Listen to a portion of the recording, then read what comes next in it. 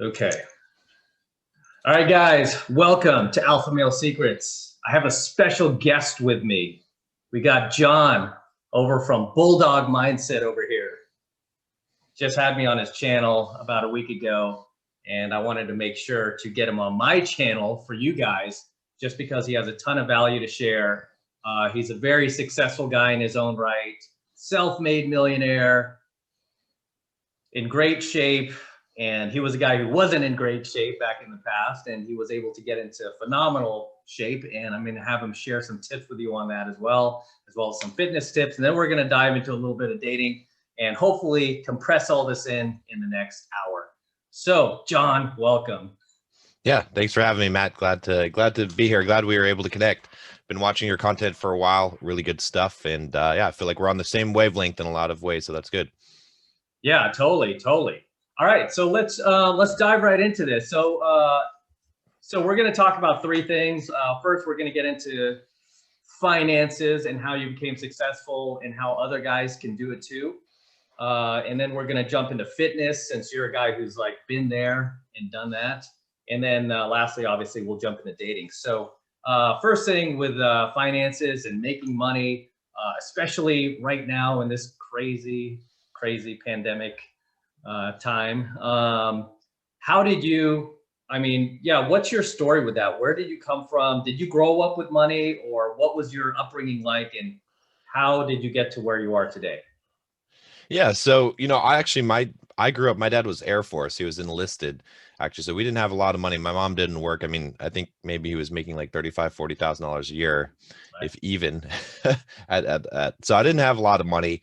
For my parents were not college graduates. My dad eventually got his degree later on, but I what I learned from my dad especially was work ethic, right? I was lazy, actually. He would always, in fact, I was just visiting him in Florida, and he was saying, I used to always like call you, this lazy son of a bitch, like you're gonna amount to nothing, because I was so lazy. And Right. but yeah, what ended up happening was I bought my first house when I was 19. Now it wasn't because I was brilliant or anything like that. I just didn't want to pay rent. And I thought, hey, well, why don't I buy a house instead of paying rent? Everyone thought I was crazy at the time. And, I didn't know what I was doing, but I just like felt like I need to do this. And, that kind of sort of set me on the path to doing real estate investment. I was a software developer. I went to school actually at Boise State University for about a year, and then I dropped out because I didn't like it. I had kind of taught myself software development, and what they were teaching me in school was just boring. So I got this job over the summer working for Hewlett Packard as a tester, and then eventually I got to do some programming. And what ended up happening was, after I bought that house, I got this job, just crazy job that I didn't deserve, it in Santa Monica, actually in El Segundo. And it was for working for Xerox for like $75 an hour. So here I am, like 19 years old, and I packed all my stuff into my Geo Metro, this little 3-cylinder hatchback. I remember those, And yeah, Geometric. Nice. yeah, and I drove down to Southern California, and I thought to myself, and I was 19 at the time, I thought, wow, I'm rich, right? I thought, okay, I'm making like equivalent of like 170,000 a year. I had per diem for like $22 an hour of it, so like it was tax free. So it was like, I was just thinking, okay, I'm rich, right? So I remember, when I got there, thinking about making my plan. I was like, all right, okay, so when will I be a millionaire? And so I thought, okay. And I was literally like, I was making all this money, and I was sleeping on a mattress on the floor, and I was shopping at Sack and Save to buy macaroni and cheese, because I wanted to save as much money as possible, because I wanted to get rich, right? And so I did the math, and I was like, okay, if I'm making like 170,000 or so a year, then if I live off of, like, I'll have some taxes, so maybe I'll pay like $30,000 or $40,000 in taxes, and then if I could live off of like $30,000 or $40,000 a year, then I could save 100,000 a year. And so my plan was to say, okay, well, so I was like, okay, well, that would take me 10 years to be a millionaire. But then I realized I forgot about inflation, because $1 million won't be $1 million in 10 years. So I was like, it'll take me 13 years of saving every penny I have, sleeping on a mattress on the floor, not losing this job that I didn't even really deserve. It was like the .com boom. And I thought, there's no way. How does anyone become rich? No one can become rich through a salary job. It's like, who can make more money than this at 19 years old, right? And you know, so I started researching. I was like, how the hell do people get rich? And that's where actually, it's kind of funny at that point in time, I discovered Donald Trump.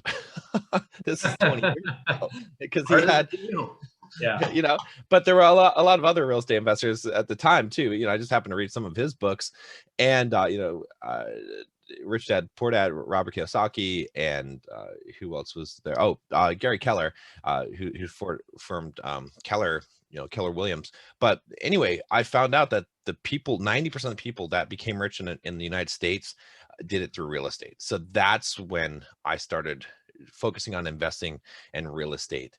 And, from there, my goal was to buy one house every year, one property every year. And I did that for, the next like 15 years or so. And I ended up, that was kind of what there's a really good book by MJ DeMarco called The Millionaire Fast Lane, what he would call actually the slow lane. And, but I was going to retire. I was going to, make it by, 35, 40 if I did that. But what ended up accelerating it was actually going into business. And I kind of stumbled into that. I was a software developer for several years afterwards, but I started a blog. It became popular. It started to become like an actual business as people were going there. And I ended up creating a product that I sold a course, learned internet marketing. And that's where things really boomed for me. And from there, I had turned Simple Programmer into this big business. I started writing books. I started doing podcasts, being on podcasts. And I realized that at some point I could just quit my job.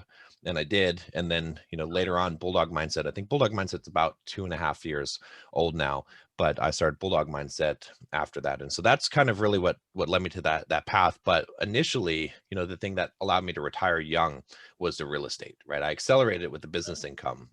But around 33, I was able to get about $5,000 a month of passive income from my real estate investments. And that's where I said, okay, I'm retired. And I have this, I went to live in Maui for like 2 months, and then I couldn't do it. I couldn't, I had to come back and work because I was actually really miserable, like having reached that goal, but not having a goal to pursue. But yeah, that's kind of there's obviously a lot more turns and pitfalls in that story, but that's kind of the gist of it. Okay. So, so you started by buying real estate, and then you started putting tenants in there, right? Mhm. And are you still buying real estate today, or has the pandemic kind of just taken you off real estate? Because I know a lot of real estate investors have just kind of like, no, I'm going to wait and see what happens. So what do you think? Yeah. So, I mean, the last property I bought was about, it's almost 2 years ago. I bought this commercial property in Kansas City, Missouri for about 1.2 million. Okay. That's like retail space, like triple net. And that's doing really well for me, actually, even through the pandemic. But I haven't bought since. I've been waiting. I've been sitting on cash. Okay. I bought some physical gold and crypto. And I'm waiting because I feel like the market's going to crash, the real estate market, because it's been propped up artificially, right? We have these moratoriums on rent, on evictions, and on foreclosures. And this is exactly what we saw in 2008, the same type of thing where, what happened in 2008 was that we had bad loans, and these bad loans were being basically repackaged and they should have been defaulted on already. So we kind of delayed that. And I feel like the same thing is happening. So I feel like the real estate's going to crash, and then I want to have cash to go and buy up real estate for half price. Yeah. Yeah. So what are you thinking? Like maybe the next year or the next 2 years? Are you waiting for the pandemic to end, or you're just kind of waiting to see what happens? I'm kind of waiting to see what happens, right? So, all my coaching clients, almost all my coaching clients, I get them investing in real estate because I feel like it's the best investment. And they've been Right. asking me, what should I do? And I've been telling them the same thing. I've been saying, look, this is what I'm doing. This is what I was just, right? And, now we have some of the things that have fallen into place. But before, it was like, Trump's running for president for reelection. Yeah. We have is the House going to go blue, right? Like, are they going to gain control of Senate and House? Like so, in all of these things, and the pandemic and the moratoriums. So now we've got like some of the things settled. Okay. Biden's president. Okay. It's a Democratic, House and Senate. So we kind of see, but we haven't seen all the effects, right? So what's going to happen with like real estate laws? 1031 exchange is a very big real estate law. That's one that I use in order to defer taxes. So if that gets axed, that's going to cause prices to drop, right? We still have the pandemic out here. We haven't seen the full effects. I mean, right now, I don't know if you've ever seen, the M1 money supply. That's how much money is in circulation right now. So before the pandemic, there was about 3.9 trillion dollars in circulation of US dollars. Right now, there is almost over about 7 trillion. So 60 or 40% of all US dollars that have been printed in the last year and a half. Yeah. So that's a danger sign to me. That to me, it's too much of a variable. I want to see what's going to happen with the pandemic. We haven't felt, we're not feeling the economic effects of the pandemic because we are propping it up. We're giving people checks. We're giving businesses money, right? But once all of that, you can't do that forever. Okay. And once we start to feel the effects of it, I feel like that's when we're really going to, I'm waiting to see. I don't want to, I think if you bought real estate right now, as long as you got a good deal, the advantage you would have is it would be a hedge against inflation, especially if you have a mortgage on it, because a loan is the best hedge against inflation, including real estate. And real estate, goes up and the rents go up along with inflation. But I feel like you could take a 50% haircut. So if you're in it for the long run, hey, you find a good deal, I think it could be. But the reason why I'm holding back and buying real estate is because I want to have the money ready to go for when I see this crash coming, so I can buy things up cheap. Yeah. I mean, and it's interesting right now because still, even like we're in the middle of the pandemic still, and you still see real estate continuing to go up. It's not really pulling back yet. But again, to your point, I don't think those effects have set in yet, right? Well, and I think the reason why you're seeing real estate go up is, I was just doing a video today talking about gold, right? And Nice. And it's a hedge, right? But real estate is a hedge as well. So, and the stock market. So the thing is, right, real estate is priced in terms of US dollars. And so when you have inflation, like we have inflation, right? 40% of the dollars that have been printed in the last year and a half. Okay. So inflation has happened, but we haven't felt the effects of it at the last place we feel it, which is the consumer prices. But the first place you feel the effects of inflation is real estate prices and stock prices, asset prices, because those assets are priced in US dollars. And so what's really happening, in my opinion, is that real estate is not going up. The dollar is going down. And so we see the prices of real estate going up because it's priced in dollars. But in reality, all that's happened is that we're having massive inflation, so much inflation that even though real estate is technically depressed, we're seeing prices go up because they're priced in dollars. That's what I see is happening. I mean, I could be wrong, but it's, to me, I don't believe that you can print 40% of currency, that you can almost double the money supply and not produce massive inflation. Right. No, I totally agree. Yeah, I was on the verge of pulling the trigger on a house earlier in 2020, and then the pandemic started, and then just a lot of crazy things happened, and I was like, and then the stock market dropped, and I was like, oh shoot, time to hold off. Yeah, I don't like buying property under those conditions either. Okay, great. So right now, do you still have your properties? You have no plans on selling those? You're just going to keep milking them for obviously like cash flow, right? Yeah. So right now with my properties, they're all paid off aside from my personal residence. So I've got, I don't know, maybe about 3 or 4 million, probably about $4 million of real estate right now that I generate somewhere between $12,000 to $15,000 a month of positive, like, net cash flow on that. So that's, to me, that's kind of like, I probably would do better having them leveraged, but it's like guaranteed income for the rest of my life. Like, I don't need to touch that. It's kind of the safety net. It's what Nicholas Taleb would call, fuck you money, and it prevents me from ever being canceled. So, so yeah. Okay, cool. Do you use a property management company with those properties, obviously, right? Or do you manage them yourself? How do you work that out?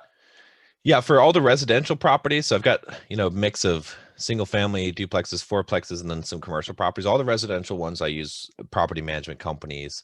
I've got some in Kansas City and some in Boise, Idaho.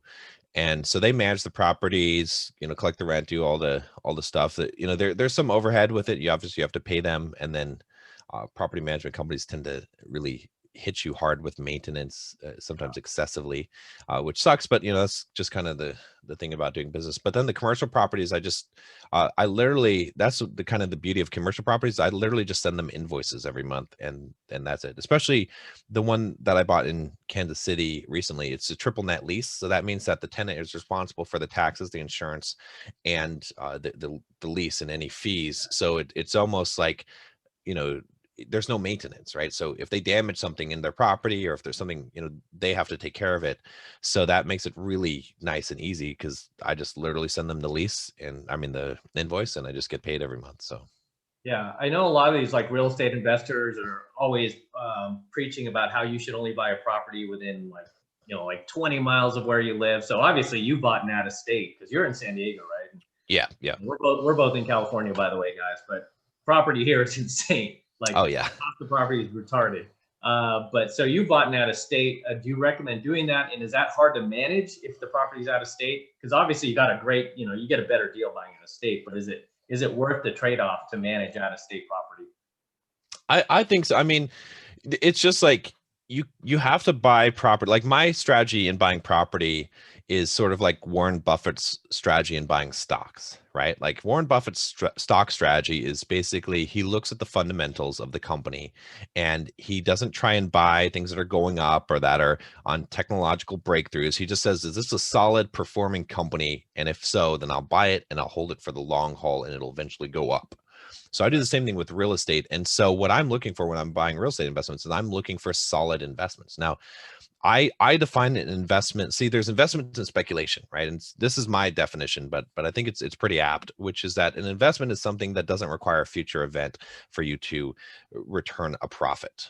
Whereas a speculation is anything that requires a future event, right? So with real estate, what I'm looking for is deals that cash flow, that have good cap rates, right? So basically are going to give me a good return, real investments. And then I'm looking to put 30-year mortgages on them, right? Long-term fixed rate, interest rate mortgages, so that I know, for example, the commercial property that I bought in Kansas City, the one I was talking about, I bought it for about 1.2 million, and it has a 7.25% cap rate on it. So I know that on that money, I'm going to get a 7.25% return, just cash on cash return, right? That's just straight net return from my from collecting the rents on it.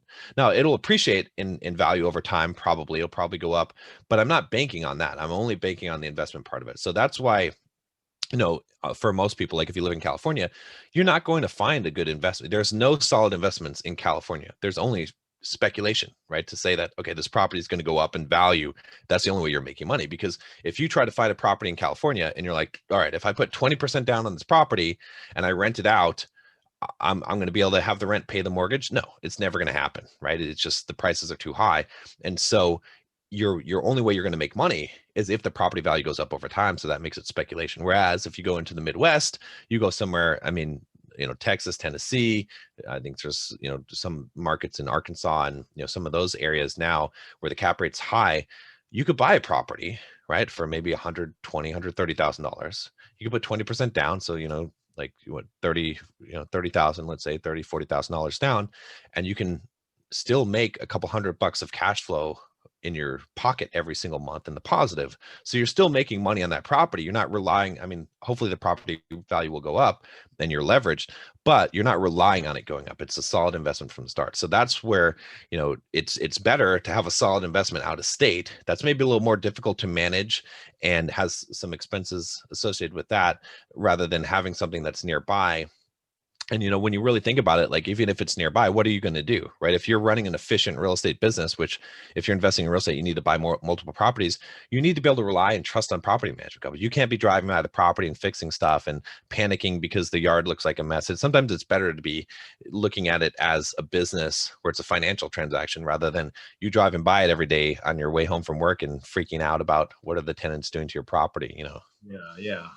Okay, cool. So, and then beyond that, obviously you have a a separate business. So that the real estate is almost kind of just like gravy money almost, because you have like an actual business that's producing a lot more than, you know, your income from real estate at this point, right? Right. Yeah. Yeah. So I run basically Simple Programmer, which was my first company. That company's not, I don't really put much effort into it right now. It's mostly, I've got a couple of books that are kind of best-selling books for software developers. And then I've got some like email funnels and writers that write stuff. So I sell a couple of courses on there. I need to probably put some more focus into that. So I do that one. And then Bulldog Mindset is the main thing now, right? Bulldog Mindset's all about getting rid of the victim mindset, teaching men the things about how to get money, get in shape, get girls, right, and really become, you know, it's kind of really deeply rooted in Stoic philosophy. So I have a membership I sell that's like $40 a month, and then I do some one-on-one coaching, and that's kind of the business model for that. Okay, cool, cool. All right. And so like if, you know, like especially right now, a lot of people are losing their jobs, right? Mm. Because of the pandemic, they're getting laid off and they're kind of without work. And I get a lot of guys messaging me like, hey, how should I start a business? What should I start? Should I start a side gig? Should I drive for Uber? I mean, what would be your advice for somebody who's in a position where, you know, they're either, they just got fired or they just hate their job and they want to leave, but we're in the middle of a pandemic. What should they do? Well, my philosophy on it. See, so I think that too many people, what they want to take the fast track. Like there's no shortcuts really to business, right? There's all these people that advertise, start a Shopify store and make $20,000 in your first month, and we know that that's BS. That doesn't really, that's not how it works, right? And so many people focus on the product, and that's the wrong thing to focus on. Instead, what I tell all my coaching clients is it's going to take some time, but build an audience, focus on a particular niche, like who's the group you're going to serve, and create content and build an audience first. Because, I mean, you take someone like yourself, Matt, like, I mean, you've got both of your YouTube channels, right? But if you even just wanted to pivot and do something completely different, right? Let's say you just, you had some other passion. Maybe you wanted to go into, I saw your car, you go into like, talking about cars or something like that. You would have a huge amount of people that would just follow you over, and you'd have a business automatically. Like tomorrow you could have a business about cars, right? Because you have an audience. Now, obviously, like if you build an audience around a specific topic, that's highly valuable, and you can always sell them something, right? So many people are trying to figure out, okay, what's a product to sell? And my look at it is to say, okay, what's the audience that you want to serve? Build an audience, and once you have an audience, then there's a million things you could sell that audience, right? I'm sure that you've experienced the same thing. Whereas if you focus on the product, and then the thing about building an audience and doing it that way is that you've got income for life, right? I've pivoted. I was a software developer. I taught software developers, and I taught training courses and development courses. And then when I pivoted to Bulldog Mindset, which is completely different, right? Is, teaching men how to be men, a bunch of people came over from there. So I had a seed audience. And so no matter what I do in life, I'm always going to be able to make money, because there's going to be people that are going to follow me, because people have been following me for 10 years from back in the Simple Programmer days. So the key is, don't try them. Like so many people, we saw this with the GameStop thing. They're looking for the short-term hustle, right? Hustles are bad. Hustles, because if you're hustling, you got to figure out, okay, how am I going to make money tomorrow? Because a hustle is it always ends, right? So instead, focus on building something, like figure out a niche, something you can be number one best in the world at. Pick out that niche and then start creating content and build an audience. And then, yeah, it might take 2 or 3 years, but then you'll have a solid business where you'll have traffic, and then you'll be able to sell a course or membership or coaching or whatever it is, or even a physical product if you want to, and you'll have a constant stream of people that are going to buy it. And the most valuable thing in business is trust, and that's the thing that you build. And so it becomes easy, right? When you have a YouTube channel, when people know who you are, whatever it is, it doesn't have to be YouTube, it could be Instagram, could be a podcast. People trust you, so they're going to buy from you just based on that trust. Yeah, I feel like we're kind of living through like this era where it's I think they call it like the youpreneur, where you're actually the brand now, right? And it's not so much even just the product. I mean, you can still build a brand around following around a product or a brand, but it's mostly about like the individual now. And this is why you see a lot of CEOs stepping out and like being in like the actual commercials and stuff, because they need a face behind that brand. And I think the mistake a lot of guys make is they think they could just get on Amazon, create like an FBA account, and then do Yeah. some private label shipping product, right? And then they end up like they might make a few bucks, but it's never sustainable. And then a competitor comes in and just totally annihilates them or copies their marketing. Whereas when it's you, that's really, really impossible to copy you, right? Only you can. Exactly.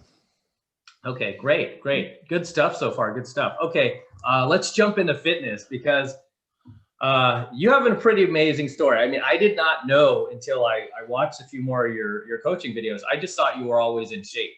Oh, yeah. Yeah. So what's your story? So you were actually much heavier before. How much heavier were you before? Yeah. So at one point I was like a pretty fat 300 pounds. That's kind of the worst I got up to. I was wearing size 46 pants. That's actually what prompted me to get back in shape. But Okay. yeah. That's crazy. All right. Were you like that most of your life, and or were you thin growing up? You got fat later, or what? What was the transgression there? Yeah, so I went through some cycles, right? So I started off, as a kid, kind of just, I guess what you call skinny fat. I wasn't really, didn't have muscle, but I wasn't like super fat. I was just a little bit overweight, kind of scrawny. And actually, I went to high school in Hawaii, and I got my ass kicked a lot. Oh, Got picked on, and so I've got pretty good genetics for gaining muscle. So over the sophomore year of high school, I put on like about 30 pounds. And most of it was muscle, right? Just started lifting, started eating. I came back and I was a lot bigger then. And so, so then I realized like, I could actually become, I remember actually I woke up one morning in high school and I had this thought in my head, why not me? And yeah. that was like this life-changing thought, because I was like, well, if these other guys can be jocks and can, like there's, it applied to dating as well. I was like, there's no reason why, like physically, genetically, there's no reason why I couldn't be like these I could be whatever I want to be. And so I started pretending like I was the person who I wanted to be and started acting as if I was already that person. And so I started doing the things so went to the gym. I joined a couple of sports, right? Football and track and wrestling. And then I really got in good shape, started running. And, by the time I graduated high school, I was looking good. I was about, I think maybe about 220, and I'm 6'3". So mostly lean muscle, maybe like 12% body fat or so. And, what ended up happening though, is that a lot of those changes I made at that point in my life, they were all to gain validation and approval from other people, from women especially. And so they didn't stick because it wasn't an internal change. Like it wasn't my own value system. What ended up happening was I ended up getting lazy again, and I became complacent. I was making good money as a software developer. I was doing my other stuff, and I got out of shape. At one point I actually tore my pec, and that was it. After that, I just kind of fell off the wagon, and I just started eating out every night, and I just ballooned up to like 300 pounds. And that's where, when I bought the size 46 pants, I just had this awakening, this come to Jesus moment where I was like, 44 size pants don't fit me anymore. I was like, because I had this image in my head, oh yeah, you're a stud. But then I looked in the mirror and I'm like, you are fucking fat, John. Like you are a fat ass. Like there's no question about this. And I started to realize, I just had this kind of moment in my life, and I was like, if I don't like take action now, the path I'm on, it's not, I will never get the things that I want in life, right? I have this thing I talk about, how everybody thinks they're going to be a rock star someday. And I think like in the back of our head, we're like, oh yeah, I'll be rich someday. I'll be an actor. I'll be fit. Like it's not real, but we kind of think that someday it's just going to work out and we'll have those. And I was like, this is not a dress rehearsal. Like this is my life. Like I think at that point I was like in my late 20s, or maybe but my late 20s. And I was like, look, if I don't steer the ship to a different direction, this is going to be me. I'll be this fat ass, and I'll be fatter. And so that day, it was like I just got on a diet plan. I ended up losing like 100 pounds in the next 6 months, and then I've been running and staying in shape since then. All right. So, I mean, yeah, you seem pretty knowledgeable when it comes to fitness, because a lot of these guys like who follow you, who follow me, a lot of these guys are not in the best shape, and they're kind of looking for, kind of like just a, just a plan for how to start. I mean, what would you tell them? Like if they're like, say 50 pounds overweight right now, what would be your best advice for them to, whip themselves up into shape? For the, Yeah. just So Yes. I mean, what's your eating plan like? And yeah, maybe you could share that. Yeah, so I keep it simple. Again, this is like almost all my coaching clients that are trying to lose weight or trying to get in shape. I tell them, okay, let's lose the weight first, because it's you can't really gain muscle and lose weight at the same time. Like you can, but it's so hard. It's like swimming against the, up a river. Like, yeah, you could do it, but why would you do it, right? Let's go in the direction of the current. So my basic advice is this: is just, and it sounds a little bit crazy, but what I tell them is, let's go to eating one meal a day. So you fast until dinner every day. Sounds really hard. I did it for 4.5 years. It's not that hard. And the nice thing about it is that it's simple, right? I like simple and I like rules, right? The thing is, we all have bad judgment. I have exceptionally bad judgment. If I have to make decisions in life, I will make bad decisions a majority of the time. So I pre-make the decisions by taking judgment out of the equation. Because if I say, hey, John, you don't eat until 5 o'clock every day, that's easy. Then I don't have to question, should I eat something healthy for breakfast or whatever, right? I know. So I basically give them real simple advice. Eat one meal a day. Don't worry about what you eat. Just try to have it be high protein if you can. That's all. Just try to have high protein. If you can have high fiber, that would be my second wish for you, right? Because it'll just make it easier for you because you'll be more full. So one meal. Just don't go crazy. Don't go to Cheesecake Factory every night. Like reasonable meal. That's it, right? Yeah. But don't worry about it. Don't try to count the calories. Don't try to count the macros. None of that. Okay. And then walk for 30 minutes to an hour a day while listening to audiobooks. Okay, because might as well get some knowledge in there. And if you can walk on an incline, that's better. Or if you want to get a weighted vest, that's even better. But if you just do that, just eat one meal a day. Whoa, hold on. I think I lost you there. Hold on a second. In 6 months, like you'll be a different person. Okay. All right. Yeah. Okay. So that's funny you mentioned that, because yeah, I kind of share the same mindset. I pretty much eat just once a day, and it's usually obviously it's a pretty decent sized meal, depending on how hungry I am. But I don't do the breakfast, lunch, and dinner. It drives my girl crazy because she's like, she eats breakfast without me, eats lunch without me, and I'm like, hey, I'll do dinner with you, but I'm just not hungry anymore. And then your body gets used to it, right? Yeah, and then she's probably like, doghouse again. They have some pretty good food. Huh? Oh yeah. I've been posting my dog. I saw your Instagram. Yeah. Yeah. So that's like my one big meal of the day. Yeah. And that's pretty much all I eat. Yeah, some guys were like, "Oh, that's junk," but I don't eat the buns or anything like that. I never get French fries. I pretty much just eat the meat and the veggies out of it. So it's pretty. But okay, yeah, that's good. So yeah, fasting, that's going to be hard for guys to get into, because a lot of guys are used to kind of snacking throughout the day. Do you snack throughout the day, or you just wait until you're ready to eat? Just wait until I'm ready to eat. That's the key. Now, when you're trying to gain muscle, it's probably a little bit more conducive to have more protein during the day. But I mean, you can gain muscle on one meal a day. I like it because of the simplicity and because of the lack of, you don't need to make judgment calls. Yeah. And then it's just easy. Like you only have to worry about cooking one meal per day. If you want to go out and eat, you could do that. It's not a big deal because you're under your calories. And it's just the simplicity of it is the key. And then also the other part of it that's really valuable is it builds discipline, right? Because if you can, one of the things that, like eating one meal a day, I was like, well, if I can do this, there's a lot of things that like it makes life a little bit easier, right? So it's kind of building up multiple things at one time, right? That's why it's like I love to give it to my coaching clients, because they need to learn discipline. And that's a way to learn discipline, right? Fasting is discipline. It helps in a lot of medical ways with the body as well, just because of insulin management and things like that, blood glucose levels. And there's some cancer fighting, properties of fasting that they're discovering as well. So it helps with that. And then you've also got the listening to audiobooks, right? Because I give them the walking part, which is so critical too. And so I just like that as combining all that stuff and making it really, really simple and getting multiple benefits from it. So yeah. And two, it's especially if you're busy, if you have a busy schedule, or especially if you're running a business, it's a lot more time efficient, rather than doing like some of these guys you see at the gym. They have like their 6 meals in their like Tupperware, right? and they're like eating that, they're like preparing it every night. I'm like, man, how do you have time for that? That's insane. Like Yeah. scheduling all these mini meals and stuff like that. I used to do stuff like that too. And I was like, this is just too hard. It's just, I can't spend my whole day eating. This is ridiculous.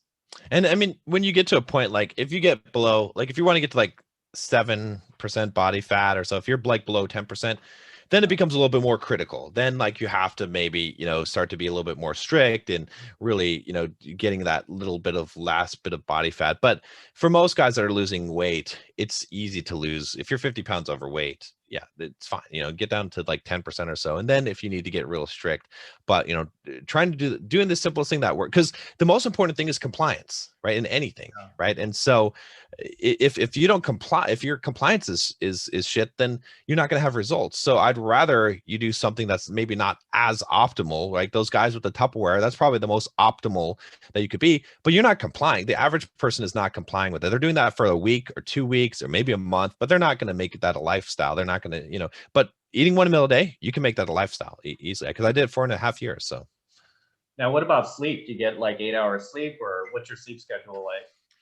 I try to keep it around 8 hours. I try to get as much sleep as I used to sacrifice sleep when I was younger, and I don't know. I mean, I think it's a combination of being older and wiser, but it definitely, I definitely feel the sleep, like that little bit of, maybe if you gain 1 more hour of being awake, it cuts your efficiency by 25% for the rest of the 7 or 8 hours of the day that you're working. So it's not worth it to me.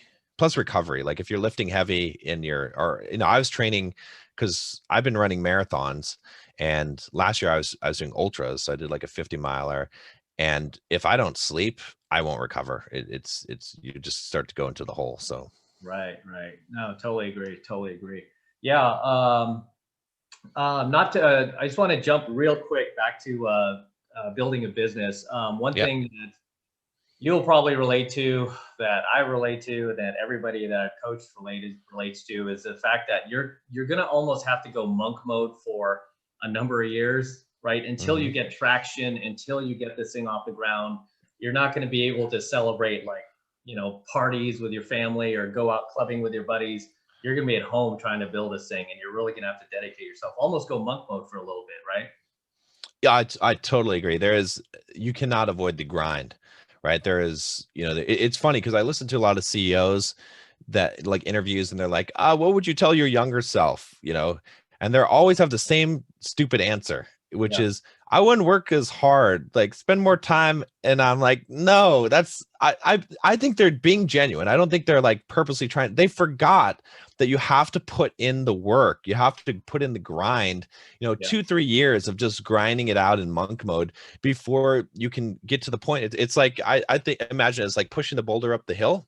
It's like when you're pushing the boulder up the hill, if you take a rest, the boulder starts to roll back and crush you, but you hit some point in life where you reach the top of the hill, and then you push the boulder down the hill, and you can ride on top of the boulder down the hill. You can let off the gas, and it's fine. It keeps on rolling by itself. And that's how it is with businesses. It's like it takes so much to get to make your first $1,000 a month is so hard, but to go from $1,000 to $10,000 a month is easy. It's like it's so hard to get to that first part. So you got to put in the time. And there was a period of time where, man, I spent a good 2.5 years, I think, where I would get up in the morning, I'd do my workout, and then I'd work for someone else, my regular day job, for 8 hours. And then I would take a break to like eat dinner. And then I would be at night working on recording videos for 4 hours and editing them every single night. And then on weekends, I'd be spending 8 to 10 hours every day just working. And that's all I did. All I did was basically sleep, work out, and work both jobs, the regular job and the business, for 2.5 years to get to the point where I could finally quit the regular job and do the business full time. But there's no way around it. You have to put in the work. One of my favorite books is by Stephen Pressfield, called The War of Art. And there's this part in the book where he talks about, he says there's this saw this guy on the freeway, fat guy in a I think he says a Corvette, smoking a cigar, license plates red, dues paid. And and I think about that all the time, because it's like, you got to pay your dues. Yeah. And this is why it drives me crazy whenever I see videos on like socialism and these like college kids are like, oh, the worker should own, part of the company too, and they should own the means of production. I'm like, no, they shouldn't. They didn't sacrifice. They were out partying while I was at home. They didn't have to put any of their money up. They weren't like losing sleep at night while, your bank account, your savings account was going down. Yeah, Um, because right now, I mean, I get a lot of guys messaging me asking me like, should I quit my job? And I always tell them like, try to get something going before you quit your job. But then exactly. again, the catch 22 to that is you're kind of not really, you haven't burned the boat, so you kind of feel like you have the safety net. What's your advice to that? Do you think guys should just quit, or they should just stay at their job, or while they build something? So the advice I always give my coaching clients is I tell them, look, here's what you do. If you can't run a regular job and a side business, you can't be an entrepreneur, because being a full-time entrepreneur is way harder than your regular job. Like at your regular job, you clock in, you're like, okay, let me check some emails. And then you're like, hey, how was your weekend, Bob? Yeah. You chat for 30 minutes, right? You shoot the shit, right? It doesn't matter. You're getting paid. You're on the clock, right?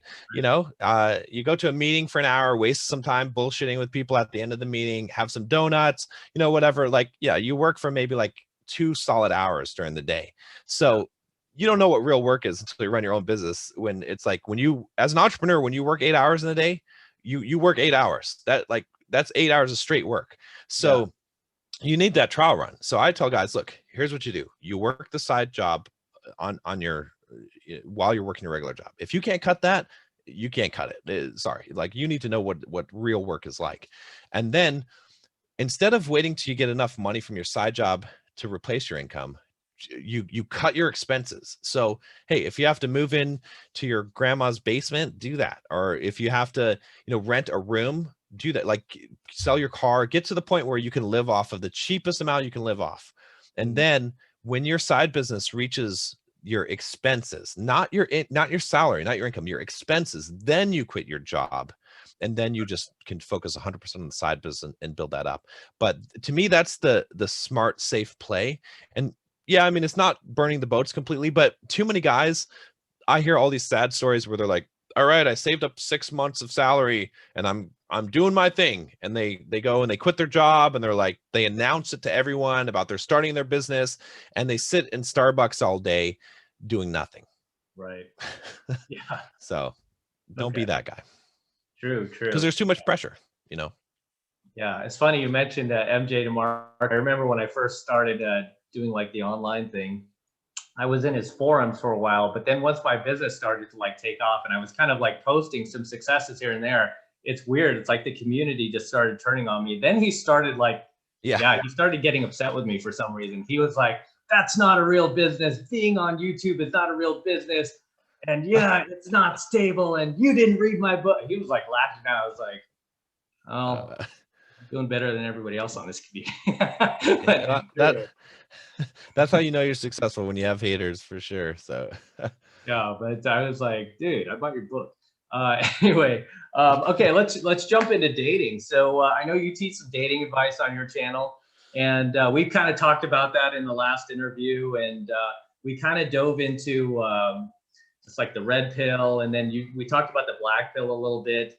Crazy thing I've been hearing about the black pill lately. I mean, like some of the guys that have followed that stuff, I've heard about some guys like just completely losing hope and mm, have off themselves, like literally yeah, from watching that content. They're like, oh, screw this, and it's like, how is that helping? How is that helping guys? You have blood on your hands, right? You totally have blood on your hands because you told this guy there's no hope. You told this right. guy that you have to have this, if you don't have the jawline and looks, money, status, you're just coping. So you really, I mean, this guy ended his life because of your content. I mean, how would that make you feel? I mean, right? I mean, what are your thoughts? Yeah, I mean, my message is the complete opposite. Is, because that's a victim mindset. The victim mindset is, people are, it's society's fault, it's women's fault. People are doing this to me. I'm the victim. Life is unfair. It's inherently unfair. I give that point 100%, but it doesn't change. Like, and I think a lot of it is just because of society's version of success is how much money you have, how many hot chicks you bang, all these things. but success to me is, where did you start and where did you get to? Like, what did you do? How did you play the hand that you were dealt? Like, that's what really matters. When you go to sleep at night, you don't, you don't sleep on your pile of money and say, I'm such a great person. You don't feel good about that. What you feel good about is what you earned, what you accomplished, right? Like how you improved yourself and how you grew as a person. And Yeah. that's where fulfillment comes from. And so to give guys this message of, oh, if you can't be a Chad, then you're, I mean, first of all, it's not true. It's just not true, right? Because, you being a dating coach, I being a dating coach, I know for sure, because I've worked with guys that are short, that are quote ugly, and they've had success with women, greater success than the average guy, than like, the average guy that is just a normal dude living his life. I'm sure you've coached guys along the same lines too, where you've brought them up to the level where they're having phenomenal, they're living a crazy life that no one would believe. And they're definitely not a Chad by any means, so first of all, it's just not even true. And then second, even if it were true, why would you not like do the best possible? If I'm going to go down, I'm going down kicking and screaming. Like, you're going to have to tell me that I'm shit, and you're going to have to prove it to me, but I'm still going to fight and do the best that I possibly can in this life, because that's really where your feeling of accomplishment, going out without a fight, to me, is just, it's a shame. Because, I've got one kid that I'm coaching now, actually coaching for free, because he was in the black, like he was going to off himself. He's like 21 years old. He sends me pictures. I'm like, dude, you're an average looking dude, maybe above average looking dude, right? You look like Russell Crowe, actually. I send your pictures to some girls. So, but all these guys convinced him that he was ugly, that he might as well, that he's never going to have success with women. Mhm. And then all the other stuff that comes with it, that he's an outcast from society, that he's a loser, he's, all these things. And I've been working with him and completely changing his mindset, having him read the right books, and he's like doing so much better. Like, his life is good. Like, it was just so sad to firsthand see a guy that had bought into all this. And I'm like, you're 21 and you think your life is over. Holy shit. If I've got the pictures of me, of being the fat version of me, right? The like ugly. If if Black Pill existed then and those guys got to me, I might not be around today. I wouldn't have thought that I could make millions of dollars and be successful with women and in all these things. I would have bought into it, and they would have told me that, oh yeah, there's no way, John, you're done. Like, you're you're definitely a below, you're not even a normie. You're definitely in incel. That's what they would have told me, and they would have been wrong. And so, gosh, yeah, it just it infuriates me so much, because they're causing people, young impressionable guys who have so much potential, they're causing them to be miserable like they are. And it's just sad. So Yeah, it's like some serious give up itis. And the funny thing is, like, a lot of the guys who are buying into it, like you said, they're not really even that bad looking. I mean, they're actually pretty decent looking dudes. I mean, yeah. it's almost like shocking. It's like, really, and I had a student that actually was on a boot camp of mine like 3 years ago that did pretty well. And he wasn't a bad looking guy either. And he had pretty good height. He was almost 6 feet tall and good shape. And he did well on my boot camp, I remember. And he got with some girls. And then all of a sudden, it's like the last year or so, he just went black pill. And he was like, no, that was a fluke why I got my success. And I'm like, no, dude, that wasn't no fluke, man. You were using game. I have you on Yeah. video.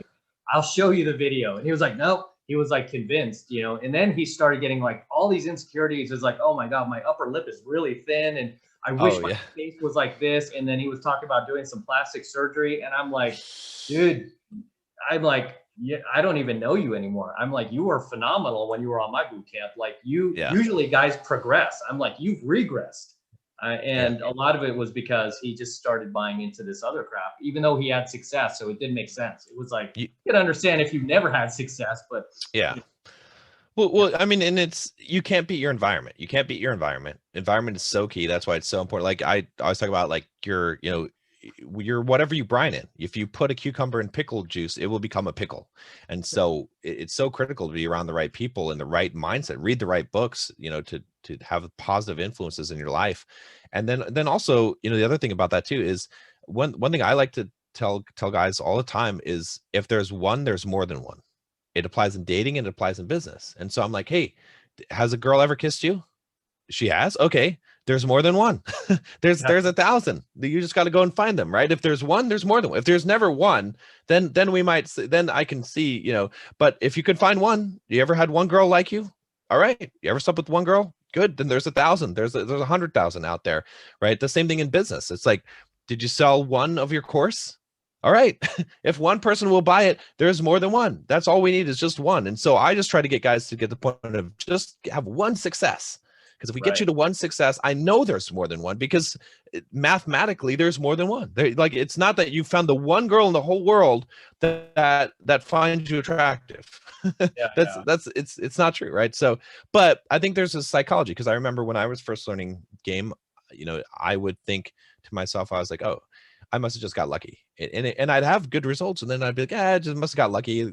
So you kind of have to, I don't know. I think there's a challenge to overcome that, and that comes from really like a self, having self-efficacy, like having a self-confidence. Like if you're seeking validation from girls, like I think a lot of guys that get into this and they're like, because they're rejected as they're younger, and so they're like trying to like prove to themselves by getting validation from women that they're worth something. It's a never-ending treadmill, because no matter how many girls that you sleep with or you have success with, you're still going to feel like shit, because you're not going to feel like it's enough. The validation has to come for yourself. You have to stop seeking validation from women and start to say, okay, I like who I am. I don't need someone else to tell me that I'm good. Otherwise, it's just never ending. Otherwise, you find ways to justify. You could have 100 results and you could say, oh yeah, that was just luck, or she didn't see my bad side, or she didn't realize this defect that I have, or whatever it is. And, you know, I see that a lot of times with guys. Yeah, it's insane. I mean, for some of these guys, they act like, you know, it's like, are you telling me that you can't even get a girl who's like a 7? You know, I mean, maybe even a 6, even a 6, Right. 6.5. That's kind of cute, right? Might be a few pounds overweight. You tell me you can't even get her? You Right. suck that bad? Really? You know? So yeah, at what point do you just start like playing the violin for yourself and just like loading up the excuses and playing victim? But okay. All right. Well, we're wrapping up on the hour here. So where can guys find you if they want to find out more information about what you have to teach? So the best thing to do is go to bulldogmindset.com, and then there'll be a little pop-up that asks if you want to take the Bulldog quiz, which of course you do, because it will tell you what your Bulldog score is. There's about 10 questions there. And I asked a lot of the stuff we talked about today on fitness stuff, finances, how many books do you read a year, right? Things that I have found as indicators that will determine your success level in life, and really whether you have mental toughness. So that's what really the Bulldog mindset is self-efficacy and mental toughness. And so from there, I'll send you some emails on how to raise the score, you know, give you a score from 0 to 100. So bulldogmindset.com. Awesome. Well, thank you for coming on to the Alpha Male Secrets channel. You're my first guest so far. It's the first time I've done this. So yeah, really, really appreciate it. And go ahead and subscribe to John's channel as well. It's youtube.com/Bulldog Mindset. awesome. Thanks for having me, Matt. Really appreciate it. All right, guys. We'll see you in the next one.